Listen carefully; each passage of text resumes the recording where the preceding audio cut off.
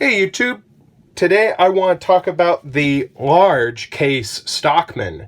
Now, I just recently did a video on the case Texas Jack that was in amber jig bone. So this one here is an amber jig bone, and so this is case's large Stockman, and this is their medium Stockman. So we can see that there is definitely a difference in size there. So that's definitely something of note. Now this one is in the CV steel. Not the CV, I'm sorry. This is in the carbon steel. And you can see that I have carried this, and I try to keep it oiled. Because it is carbon steel, it will rust without me taking care of it. And we can see we've got just a little bit of patina there. That I don't think is worrying rust. I think that's more patina than anything else. And probably after this video, I'll probably just clean it off and throw some mineral oil on this. But we can see that we've got a good big blade there. We also have a nice sheep's foot blade here.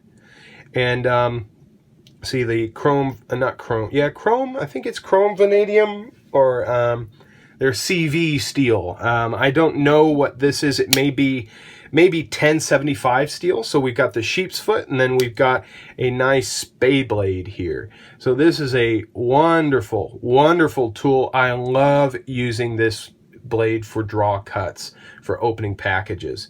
So I just feel like that's very useful in modern day life. And I don't carry this one too much, but I do carry it.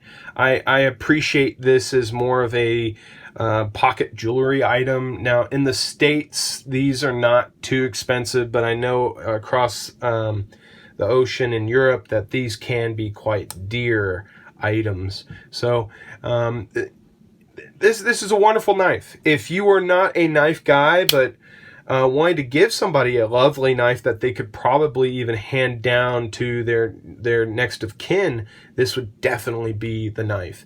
Now, I try to keep this not hair whittling sharp. I've found that case's steel does better with a rougher edge. Now, not as rough as what they put on their knives. I mean, good Lord, their knives are like 80 grit. I don't know what kind of grit they're using, but they really go to town on the grit, on sharpening their knives. I usually try to go about 800 grit to a 600 on these, just to keep it a little toothy. So, and that's just how I like my edge on this one. But this is definitely the other very useful blade for me. I find that this is great for, I use this for sharpening pencils at work. So this is a very useful little push cutting knife blade. I don't use the big one all that much. Reason for that, I don't know.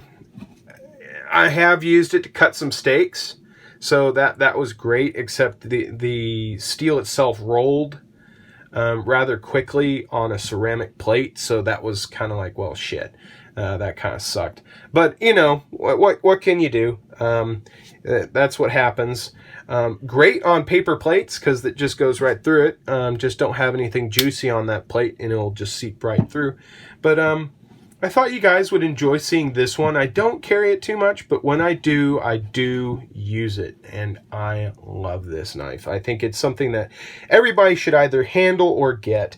They are a little pricey though, but they are a wonderful knife. So thank you so much. I'm wrapping this short one up again, and just thank you so much for joining me on this video. If you liked it, like and subscribe, and leave comments. Leave comments below if you like this, or if this is a beautiful knife to you. If it's ugly, if this color is ugly to you, let me know, because I'd love to know what other options there are of this large Stockman out there. But I'm babbling. So thank you guys so much for joining me on my YouTube channel. I really appreciate you taking a look. Thank you so much.